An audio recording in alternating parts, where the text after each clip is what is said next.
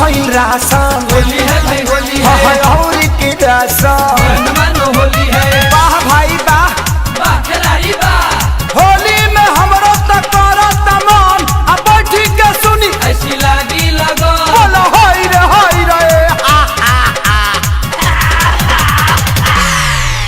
अरे बन भइल राशन और की राशन मुखिया जी झूठा के दिल आश्वासन नया स्कीम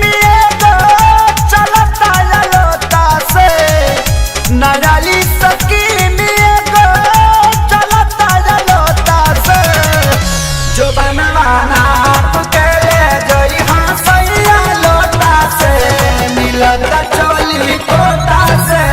ना तपनी के भजन सुन बयानु पाजा लोटा से मिलता चोली कोटा से ना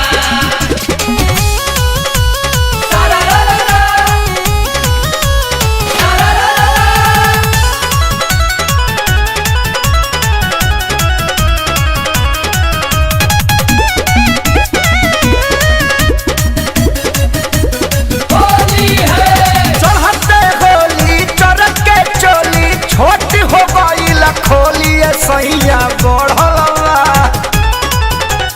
होली है देखी के खातिर रंगे खातिर लड़का बुढ़ावाला बाटी पीछे पड़लवा तब चकराही हाँ होली में बजा जवा छोटा से मिलता चोली कोटा से ना। तपनी के भजन सुन बयानु पाजा लोटा से मिलता चोली कोटा से ना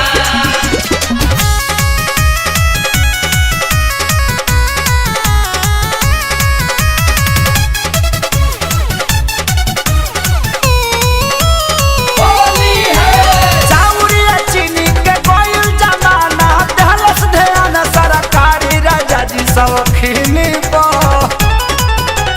होली है खेसारी के खाता में साइज लिखाता उ हमें सियाता समान हो मशीनी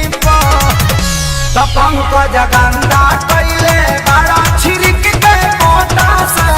मिलता चोली कोटा से ना। तपनी के भजन सुन बयानु पाजा लोटा से मिलता चोली कोटा से ना अरे बन भइल राशन और की राशन मुखिया जी झूठा के